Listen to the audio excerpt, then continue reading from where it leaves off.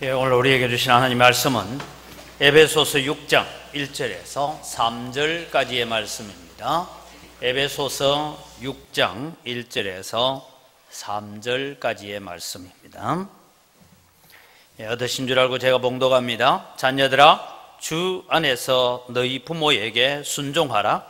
이것이 옳으니라. 내 아버지와 어머니를 공경하라. 이것은 약속이 있는 첫 계명이니 이로써 내가 잘되고 땅에서 장수하리라. 아멘. 감사합니다. 세상이 비록 험하고 악할지라도 오늘도 우리 영광교회에 속한 모든 가정들이 주님을 섬기고 주님이 계시는, 주님만 모시는 가정들 되게 하여 주시옵소서. 이 가정의 달에 우리의 가정들이 하나님을 잘 섬기고 그 믿음의 대물림, 신앙의 대물림을 잘 하여서 믿음의 명문 가문을 세워갈 수 있도록 은혜 더하여 주시옵소서. 이 시간도 저희들이 하나님 말씀 앞으로 나아가기를 원합니다. 우리에게 깨닫는 지혜와 행할 수 있는 능력을 허락하여 주시옵소서. 감사합니다. 예수님의 이름으로 기도드립니다. 아멘. 원래는 오늘이 어린이 주일입니다. 그래서 어린이 주일 설교를 해야 되는데 내일이 어버이날이에요. 그래서 사실 지난 주일날 제가 하나님을 알지 못하는 세대의 등장이라는 말씀을 가지고 우리의 다음 세대가 하나님을 잘 섬기고 예수 믿는 세대로 만들어져야 되겠다 하는 그런 말씀을 가지고 말씀을 드렸습니다. 그래서 여러분, 우리는 우리의 자녀들을 위해서 늘 기도할 때에 하나님, 나보다 하나님 더 잘 알고 하나님 더 체험하고 하나님을 더 잘 섬기는 자녀가 되도록 기도하시기 바랍니다. 그래야 여러분, 우리의 다음 세대가 복을 받고 다음 세대가 은혜를 누릴 수가 있습니다. 그 다음에 여러분, 이제 오늘 제가 오늘 설교는 사실 어버이 주일 설교를 하려고 합니다. 약속 있는 하나님의 첫 계명을 우리가 들으면서 또 우리 자녀들이 어떻게 하든 복을 잘 받도록 가르쳐 가야 되지 않겠습니까? 그래서 사실 오늘 우리 교회에 연로하신 분들이 많은데 효도 잘합시다 이러면은 아이고, 나는 효도할 부모님 벌써 다 천국 가고 안 계시고, 그런 분들도 있는데, 이제 효도도 잘 해야 되지만 효도도 잘 받아야 됩니다. 그래야 우리의 자녀들이 복을 받고 하나님의 은혜를 누릴 수가 있습니다. 그래서 오늘 우리는 하나님께서 약속하신 약속이 있는 이 첫 계명을 우리의 가정들이 어떻게 지켜가고 어떻게 이루어 갈 것인가 하는 것을 살펴보려고 합니다. 어느 겨울날 배다른 두 동생이 있었습니다. 친엄마가 일찍 죽고 이제 계모가 들어왔는데 이 배다른 두 동생에게는 속옷을 입혀서 밖에 놀 수 있도록 해가고 자신에게는 그냥 갈대로 옷을 지어 입힌 그 계모를 아버지가 도무지 내가 못 참겠다 해서 계모를 쫓아내려고 하는 아버지가 있었습니다. 이 아버지 문제를 가지고 공자가 이제 질문을 하죠. 제자 민손이라는 사람에게 질문을 합니다. 너는 어떻게 했으면 좋겠느냐? 그래서 제자 민손이 대답이 이것입니다. 어머니가 집을 나가시면 세 아들이 떨고 살아야 되고 어머니가 집에 계시면 한 아들만 떨고 살면 됩니다. 이해가 됩니까, 여러분? 엄마가 만약에 아버지가 화가 나서 계모를 쫓아내버리면 아들 세 명이 다 떨고 살아야 되지만 그래도 어머니인데 어머니를 모시고 있으면 두 아들은 따뜻하게 살고 한 아들만 떨면 되지 않습니까? 그래서 그런 재치를 통해서 온 가족을 화목하게 유지할 수 있었다, 그런 이야기입니다. 여러분, 오늘 우리가 가정이 살아가는 데 있어서 여러분 한번 물어봅시다. 부부가 살아오면서 늘 한마음으로 살아오셨어요? 어떤 분이 미국에 집회를 가서 그랬대요. 여전도의 연합회 모이는 집회 같더랍니다. 그래서 지금 남편하고 다시 결혼해서 살 사람 손들어 보세요. 제가 손들어 소리 안 하겠습니다. 손들어 보라 했더니만은 한 80점 되는 할머니 혼자 딱 손들고 한 1000명이 모이는데 아무도 손 안 들더래요. 그래서 물었답니다. 할머니, 검술이 좋았던 모양이죠? 하니까 아니요. 근데 제 질문을 잘못 이해하셨습니까? 어떻게 손을 드셨습니까? 하니까 이 할머니 대답이 그렇답니다. 이놈이나 그놈이나 매 마찬가지요. 그래서 다른 도시로 오셨대요. 다른 도시에서 여전히 이 LA 지역에서 여전도의 집회를 하는데 거기에도 똑같은 질문을 했답니다. 거기에는 좀 젊은 사람이 손을 대더래요. 그래서 물어봤답니다. 결혼한 지 몇 년 됐어요? 10년 됐다고 하더랍니다. 그래서 아니 그래 남편이 그렇게 잘해줍니까? 물으니까 대답이 아니에요. 그럼 내 질문이 이 사람하고 다시 결혼하겠느냐 물었는데 왜 손을 들었냐 했더니만 내가 10년 동안에 길들인다고 얼마나 고생했는데 내가 또 다른 사람을 데리고 와서 어떻게 길들이며 살겠느냐고. 그런 웃지 못할 얘기들이 있습니다. 여러분 우리는 가정을 우리가 살아가는 데서 부부도 여러분들 갈등도 있고 부모와 자녀 간에 세대 간의 갈등도 있고 많은 갈등이 있습니다. 그러나 여러분 우리가 제가 결론에도 미리 말씀을 드리겠습니다만은 마귀는 어떻게 하든 오늘날 가정을 깨뜨려서 사회의 근간이 되고 국가의 근간이 되고 교회의 기초가 되어지는 가정을 깨뜨려서 어떻게 하든 나라 망하게 만들고 국가를 망하게 만들고 교회를 망하게 하려고 발버둥 치고 있다. 그것을 여러분 우리가 늘 염두에 두고 살아가야 됩니다. 여러분 초하루 새벽기도에 나오신 분들한테는 제가 그런 얘기를 드렸습니다만은 여러분 삶은 감자는 설탕에 찍어 먹어도 되고 소금에 찍어 먹어도 되고 고추장 발라 먹는 사람도 있어요. 그래서 강원도 출신들은 감자는 항상 고추장을 발라 먹어요. 그래서 이번에 감자가 나오거든 다 해보시기 바랍니다. 설탕도 찍어 먹어보고 소금도 찍어 먹어보고 고추장도 발라 먹어보고 그래서 아하 나하고 다르지 틀린 것은 아니다. 다를 뿐이지 틀린 것은 아니다. 이것을 인정해 갈 때에 우리의 가정이 행복할 줄 믿습니다. 그래서 여러분 우리는 다름을 인정해 가야 됩니다. 여러분 오늘날 효도는 인간다움을 상실한 시대에 꼭 필요한 윤리인 것 같습니다. 효도는 다른 사람에 대한 배려에서부터 출발합니다. 그래서 유교를 제가 이 연구를 해보니까 유교의 효는 모든 행실의 근원이며 사회윤리 즉 대동태평사회의 기본이다. 그렇게 유교에서 말을 하고 있습니다. 그래서 여러분 우리는 이 유교에서도 말하고 있는 이 효도에 대한 얘기를 듣지만 기독교의 효도는 무엇이냐? 성경이 말하고 있는 부모 공경, 성경이 말하는 효도는 무엇이냐 하면 사회적인 윤리의 범위를 넘어서서 하나님과의 관계 속에서 공경하는 것이 진정한 효도다.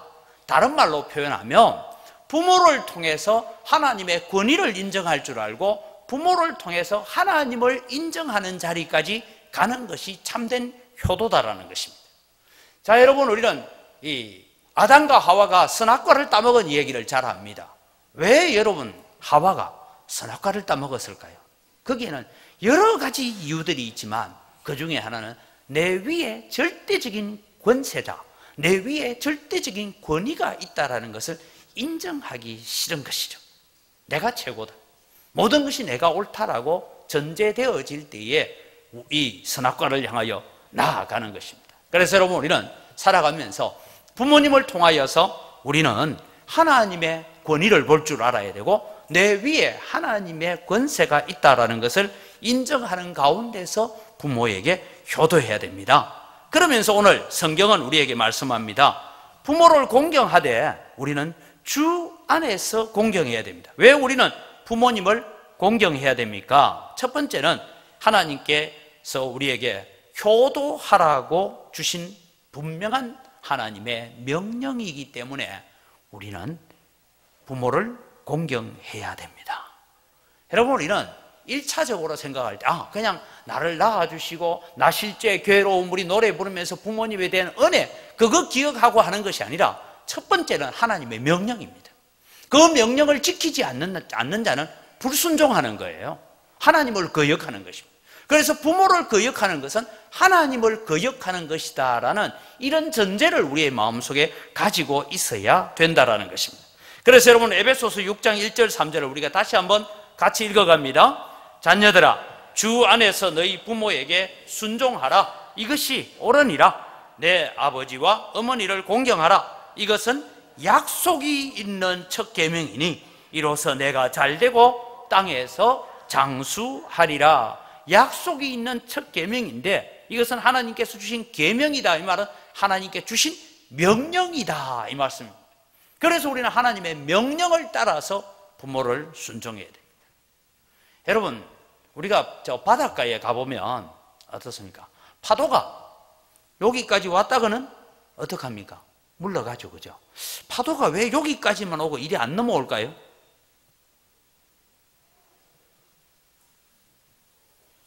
과학을, 지구과학을 공부 잘하신 분들은 그런 설명합니다. 그래 얘기하면, 이 중학생들한테 물으면 대번 알아요. 중학생들은 달과 태양이 서로 이 물을 당기고 있는 힘이 있어서 여기까지만 왔다가 여기까지 가는데, 그거는 자연과학입니다. 근데 여러분, 예수 믿는 우리는 뭐라고 대답해야 되냐면, 왜 바닷물이 여기까지만 왔다가 여기까지 갈까? 하나님께서 바닷물을 명하여, 성경에 나오죠. 너는 여기까지 오고 넘어가지 말라 명하셨기 때문에 그렇다.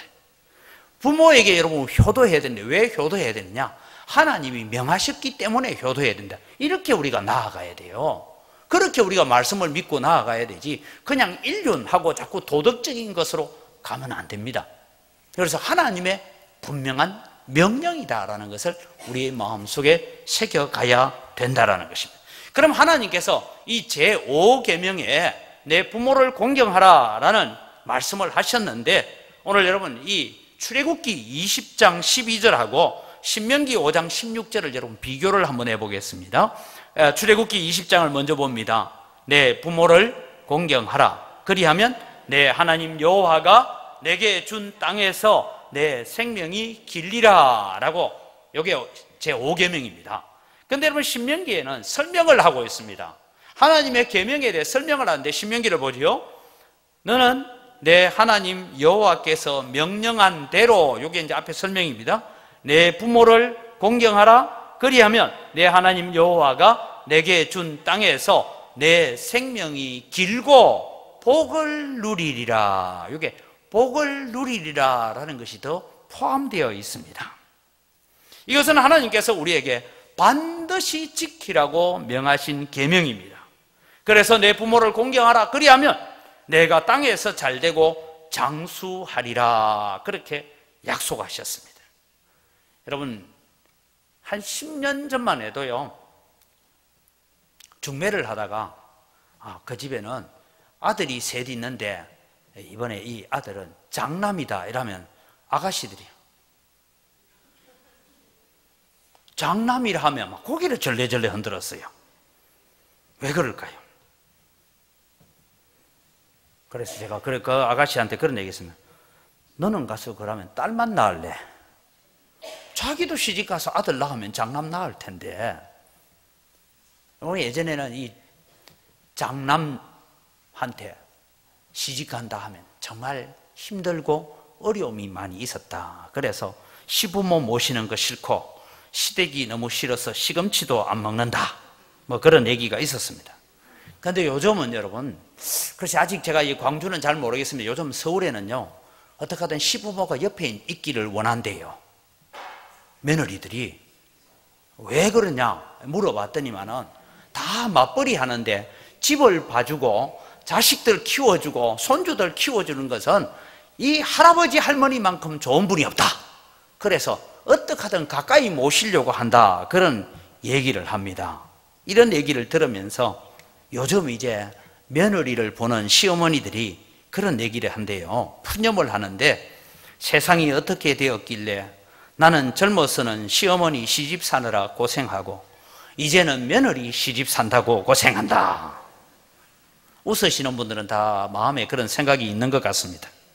그런데 여러분, 우리가 살아가면서 기억합시다. 효도는 인륜의 문제이기 전에 하나님과의 관계 문제입니다. 하나님께서 하라고 하셨기 때문에, 하나님이 명령하셨기 때문에 나는 순종해야 된다. 이 마음을 먼저 가지는 것이 그리스도인이 가져야 되는 부모 공경에 대한 태도입니다, 여러분. 그래서 부모를 통하여 하나님의 권위를 볼 수 있어야 되고 하나님의 권세를 인정해 가야 되는 것입니다.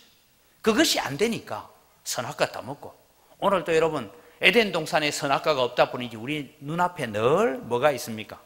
오늘도 내가 선택해야 될 생명나무 과일과 선악과가 언제나 놓여 있습니다. 그래서 우리는 늘 어느 쪽으로 잘 갑니까? 주님이 명하신 길보다는 내 마음이 명하는 길로 잘 걸어가지 않습니까? 그래서 우리는 부모를 통하여 하나님의 권위를 발견하고 하나님의 명령을 바라봐야 됩니다.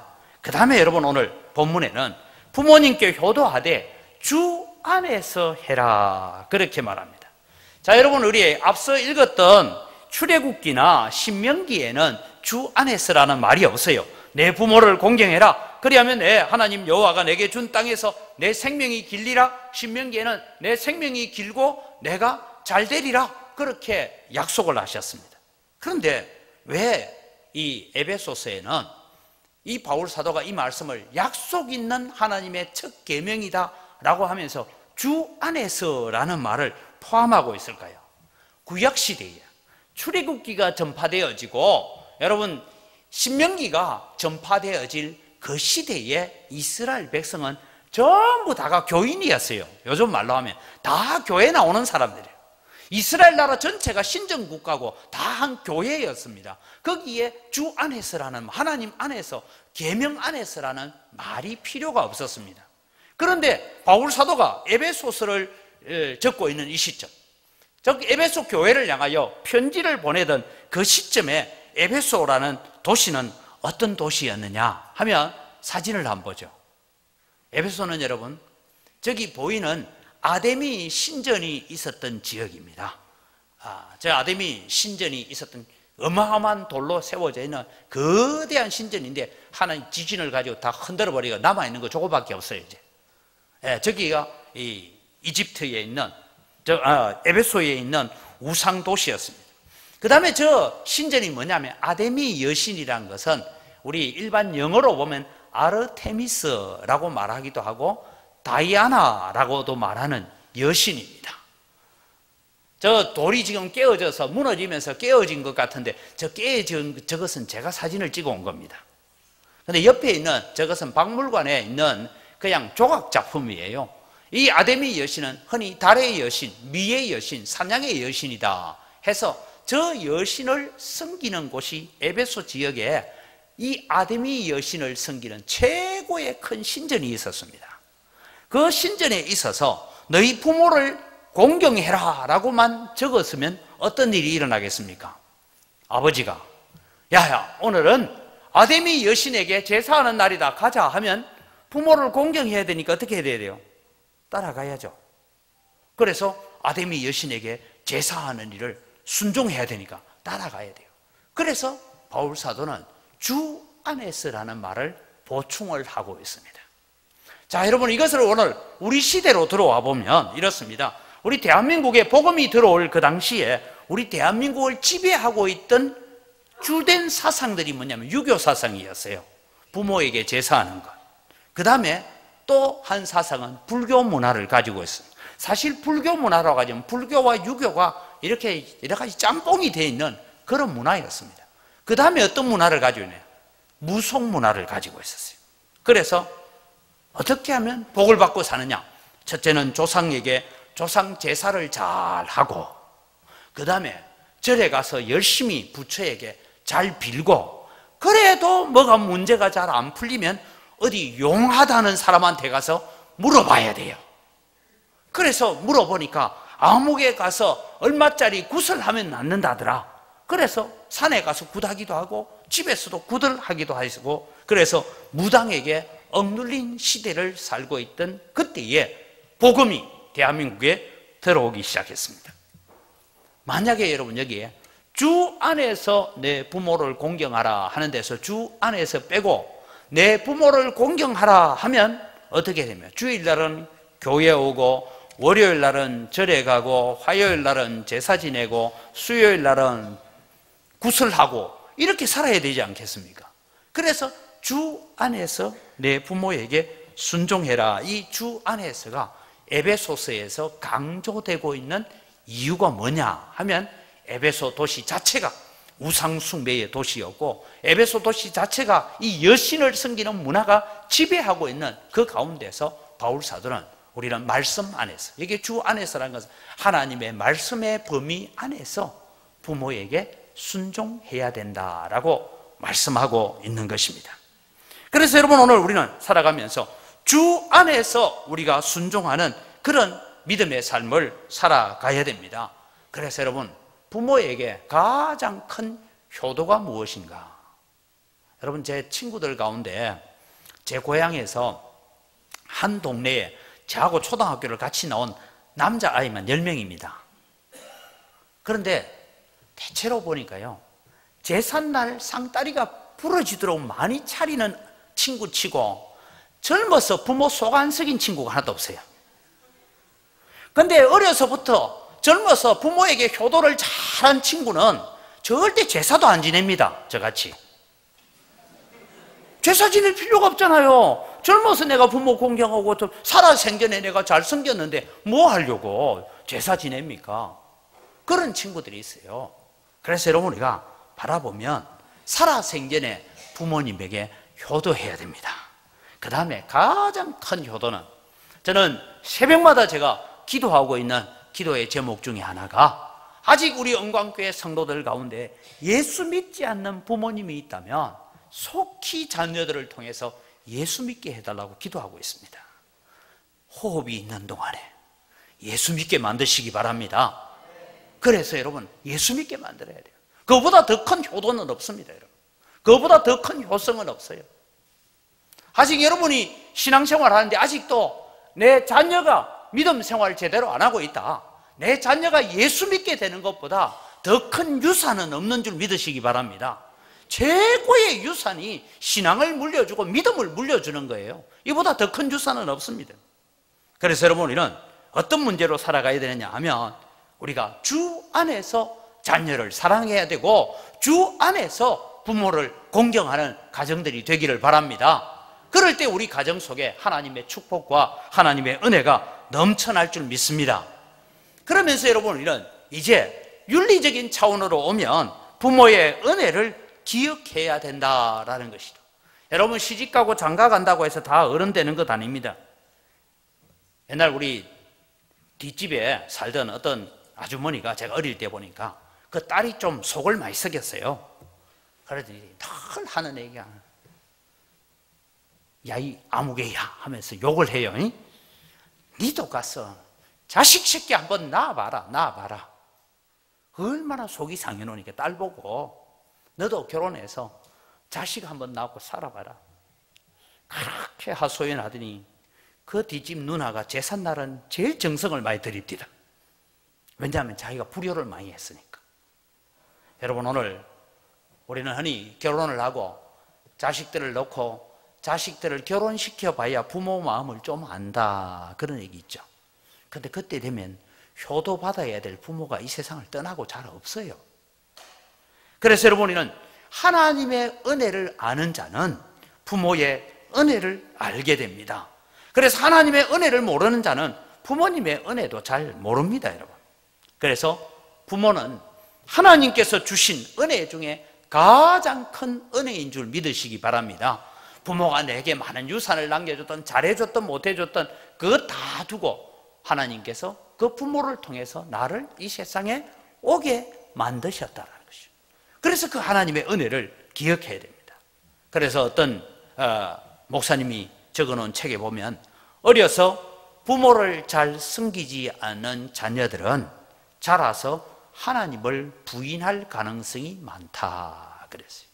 부모를 잘 섬기는 아이들이 결국은 하나님도 잘 섬기게 되더라라는 것입니다. 그래서 여러분, 오늘 우리는 우리의 자녀들이 부모를 잘 공경해야 될 뿐만 아니라 자녀들로 하여금 부모를 잘 공경하도록 배려해가는 마음이 필요합니다. 그 다음에 여러분, 불효는 어떤 핑계로도 정당화될 수 없다라고 예수님께서 말씀합니다. 마가복음 7장에 보면 예수님께서 바리새인들과 서기관들에 대해서 비난하시면서 이런 말씀을 하십니다. 너희가 부모에게 드려야 될 것이 고르반이라고 하기만 하면 하나님께 드리지 않아도, 부모에게 드리지 않아도 된다, 그렇게 말하는데 하면서 예수님이 비난하시는데 이 말이 뭐냐 하면 집에 양이 한 10마리 있어요. 그 중에 참 포동포동하고 예쁘고 멋있는 양이 있어서 그게 먹음직도 하고 모함직도 해요. 그래서 아버지가 하는 말이 야야 저 양을 오늘 우리 잡아먹자 이러니까 아들이 양이 아까우니까 아버지 저건 고르반이에요. 고르반이 희생이라는 뜻인데 하나님께 내가 드리려고 마음에 작정하고 있는 겁니다 하면 아버지한테 안 잡아줘도 된다. 이게 여러분 바리새인들의 율법 가운데 나오는 얘기입니다. 성경이 얘기하는 게 아니고 바리새인들이 자기들이 만들어 놓은 법 중에 그런 게 있어요. 그래서 그것을 악용하여서 부모를 공경하지 않는 바리새인들도 들어 있었다는 것입니다.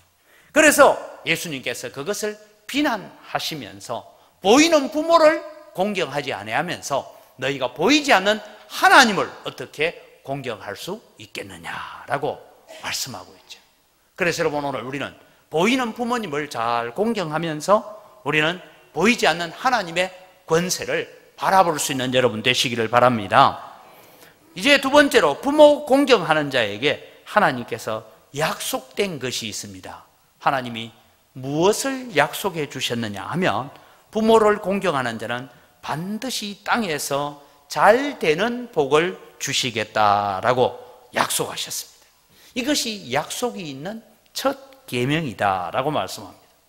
그렇다면 여러분 자녀들이 축복을 누리며 잘 살도록 만들려면 효도하는 법을 잘 가르쳐야 돼요. 잘 가르쳐 가야 됩니다. 하나님께서 장수의 축복과 동시에 이 땅의 번영의 축복을 약속하고 있습니다. 그래서 여러분 우리 자녀들도 아직도 이 땅에 부모님이 살아계시면 부모님에게 하나님을 사랑하는 마음으로 부모님을 사랑하고 효성을 다하십시오. 하나님께서 약속 있는 첫 계명입니다. 내가 땅에서 잘 되도록 하겠다라고 약속하고 있는 것입니다. 예전에 제가 우리 아이들이 이제 막 유치원 들어가고 이럴 때였습니다. 급하게 한 번은 급한 일도 아닌데 제 아버님이 갑자기 전화가 왔어요. 야야 오늘 시간 좀 되나 이래요. 제가 창원에 살고 있을 때입니다. 그래서 예 시간 좀 됩니다. 그러니까 좀 왔다 가라. 왔다 가라 하는데 왜요 하면 그거 참 불효잖아요. 그래서 저는 왜요라는 얘기를 잘 안 했어요. 예 알겠습니다. 제가 정리를 좀 해놓고 가겠습니다 하고는 이제 제가 SBC 간사로 있을 때니까 사무실 일을 급하게 처리를 할 걸 하고 이제 집으로 갔어요. 청도까지 가는 데는 1시간 정도 가야 됩니다.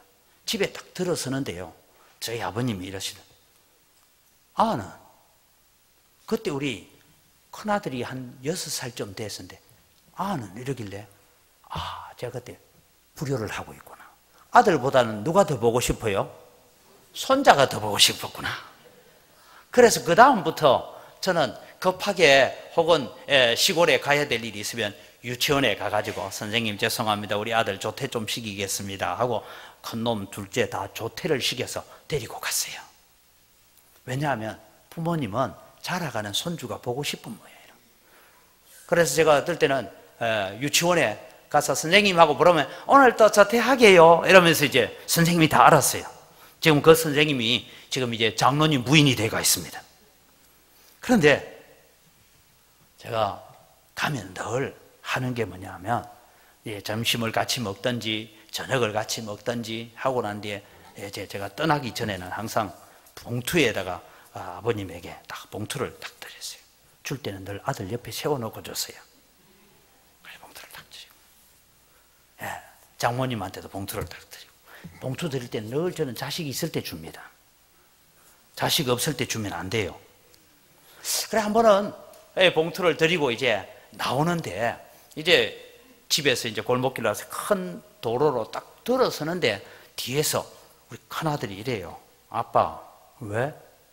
근데 있잖아 나도 아빠처럼 그렇게 되고 아빠는 할아버지처럼 되면 나도 아빠한테 봉투 줘야 돼?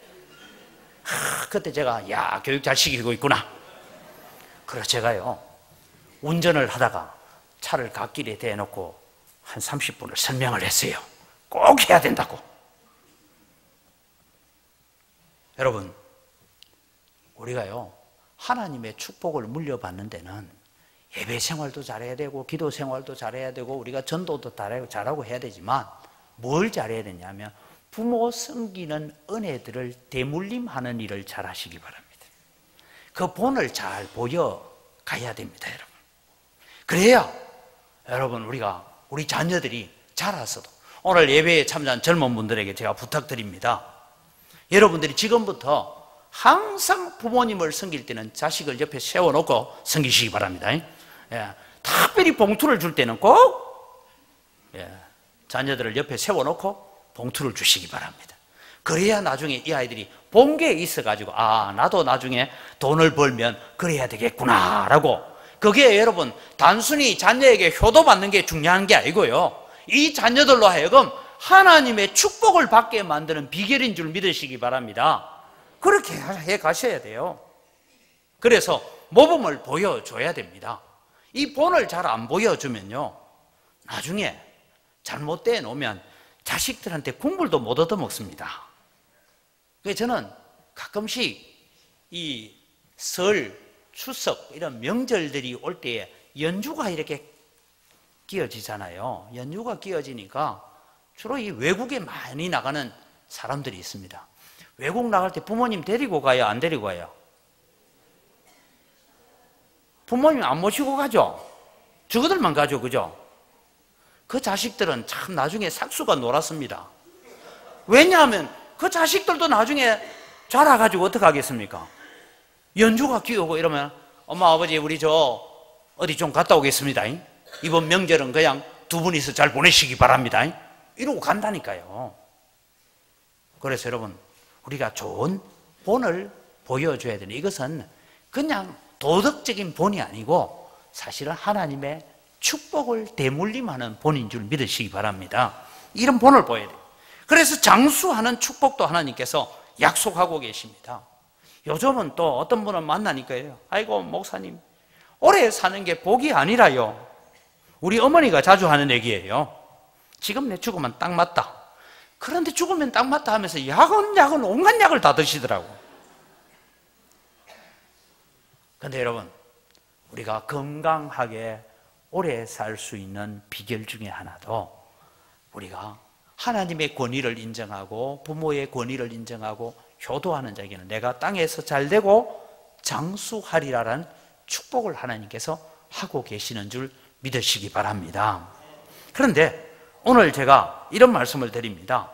이제 여러분, 우리가 부모를 공경하는 자에게는 땅에서 잘되고 장수하는 약속 있는 첫 계명을 허락해 주셨는데, 어떻게 하면 이런 축복이 내 시대에 끝나지 않고 대물림을 잘 해갈까? 그런 차원에서 첫 번째는 효도를 받을 줄 아는 마음을 여러분 가지시기를 바랍니다.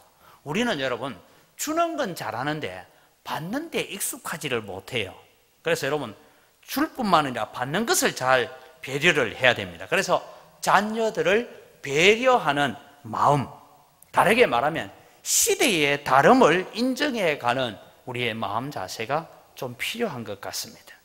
오늘 제가 말씀보다는 어떤 의미에서 강령같이 보이지만 여러분, 우리 부모님들이요, 자녀를 위해서, 지난주에 말씀드린 자녀를 위해서 울어야 되고 자녀를 위해서 기도해야 되고 자녀를 위해서 늘 말씀으로 살아라, 믿음으로 살아라, 예배 생활 잘해라, 하나님 잘 섬기라, 교회에 충성해라라고 가르쳐야 됩니다.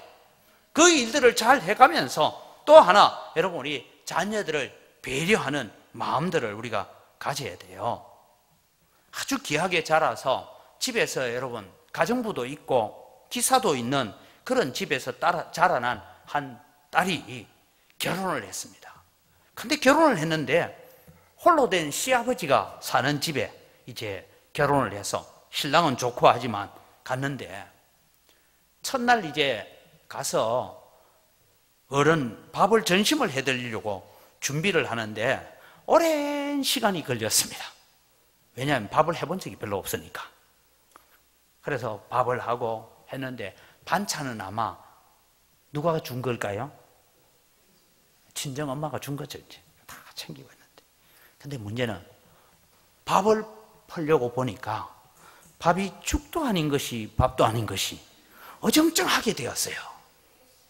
그래서 이 며느리가 너무 죄송한 마음으로, 아버님 용서해 주십시오. 제가 아직 밥을 한 번도 해본 적이 없어서 했더니만 밥도 아니고 죽도 아니고 다음에는 잘하겠습니다 이러고 이제 들고 왔는데 시아버지가요 그걸 보고 환하게 웃으면서 이런 얘기를 했답니다. 아야 참 잘됐다. 내가 실은 몸살기가 좀 있어가지고 죽도 먹기 싫고 밥도 먹기 싫은데 죽도 아니고 밥도 아닌 걸 들고 왔으니까 너무너무 고맙다. 그 다음부터 이 며느리가 어떻게 하겠어요? 너무 잘할 거예요. 근데 여러분 거기다 대고 아이고 너 그 집에 너 애미가 어떻게 교육시킨지 내가 알겠다 이러면 그 다음에는 죽도 밥도 못 얻어먹습니다. 우리가 이게 배려하는 마음이에요.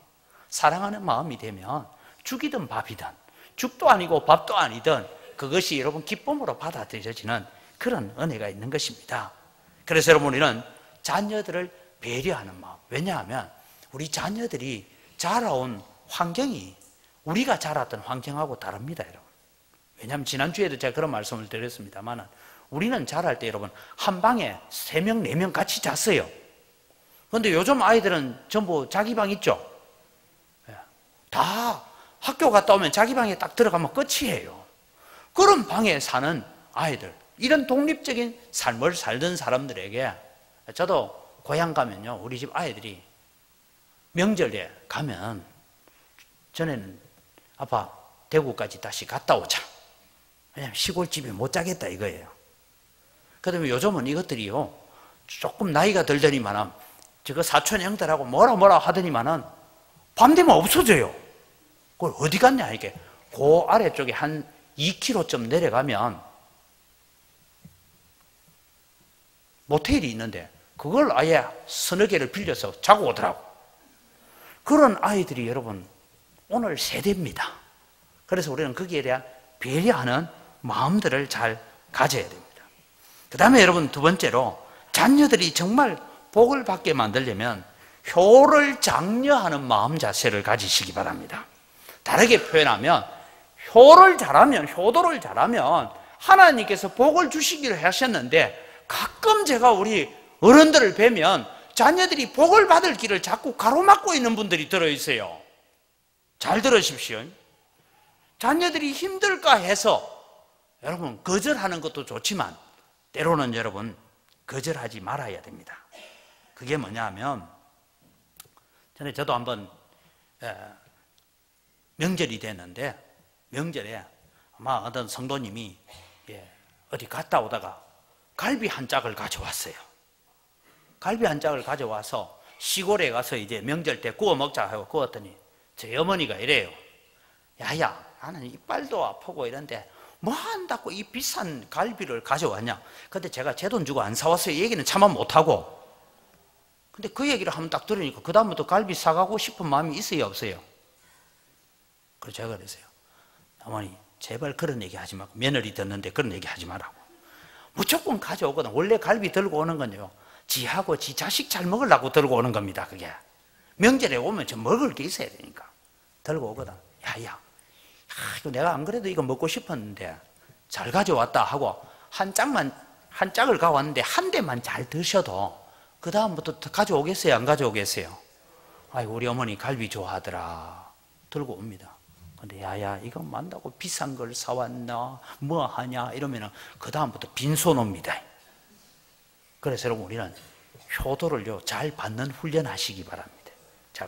제가 우리 어르신들한테 부탁합니다.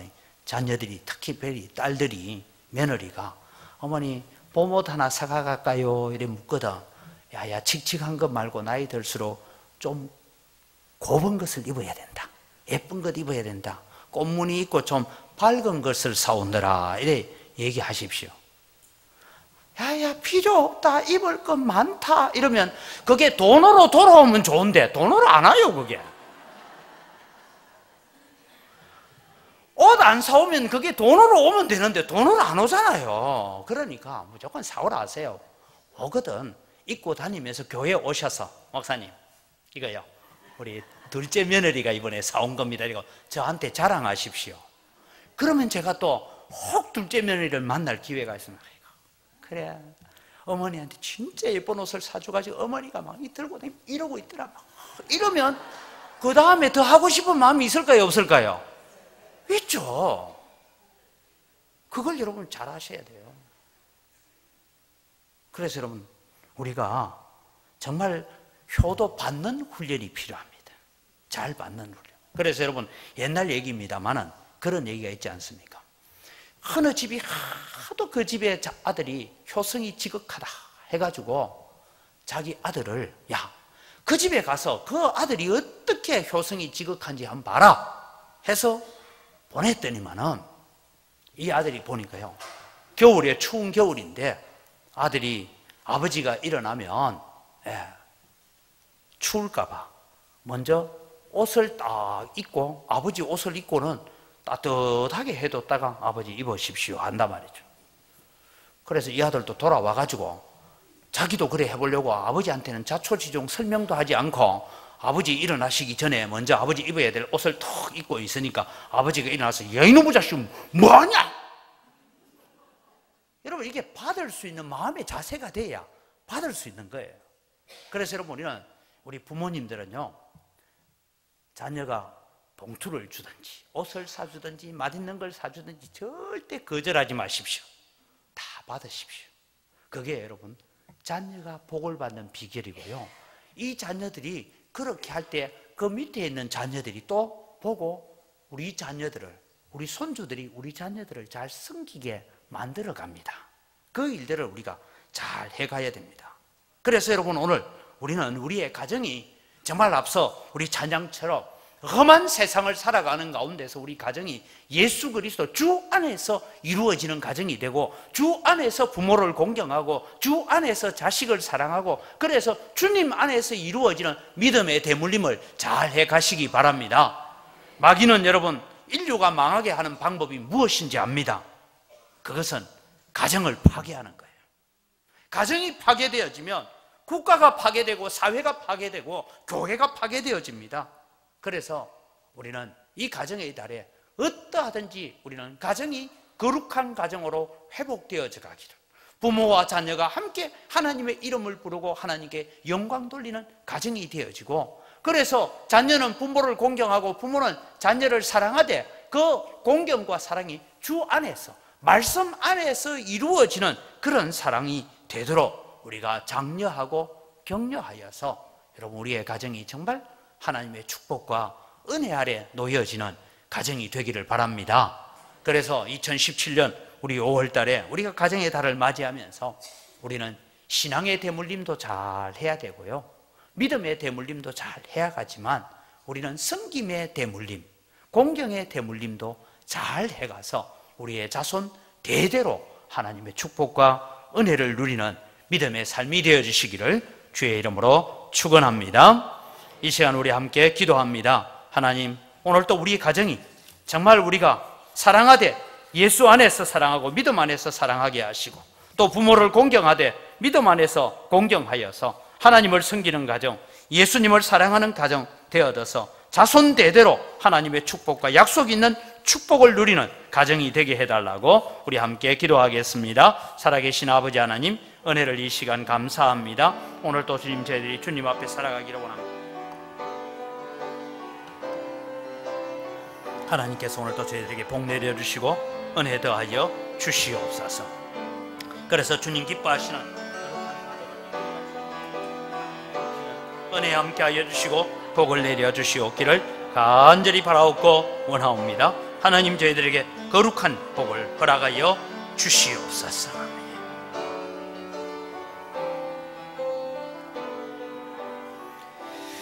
하나님 아버지, 감사합니다. 하나님을 알지 못하는 세대들이 우리 자식들, 우리 손주들의 세대가 될까 심히 두렵고 걱정이 됩니다. 그래서 오늘 또 주님, 우리의 가정이 하나님을 섬기고 하나님을 예배하고 하나님을 높이는 가정이 되기를 간절히 소원합니다. 오늘 또 주님, 약속 있는 첫 계명을 우리에게 주셨는데, 하나님, 우리가 정말 부모에게 지성을 다하고 효성을 다할 수 있게 하시고 부모를 통하여 하나님께 감사할 수 있는 자리까지 나아가는 저희들 되게 하여 주시옵소서.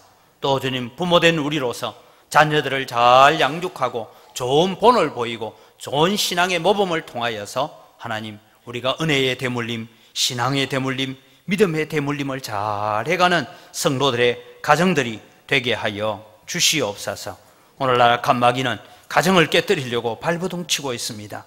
그래서 주님, 우리가 주님 앞에 기도하옵기는 하나님, 우리의 가정들이 더 거룩하고 더 경건하고 거룩한 믿음의 자녀들의 유산들을 잘 물려가는 귀한 가정들 되게 하여 주시옵소서. 하나님, 자녀된 우리들이 약속 있는 하나님의 첫 계명을 바라보면서 주님 앞에서 참 땅에서 잘되고 장수하는 축복을 누려가는 믿음의 가정들로 세워져 갈 수 있도록 은혜 베풀어 주시옵소서. 감사합니다. 예수님의 이름으로 기도드립니다. 아멘.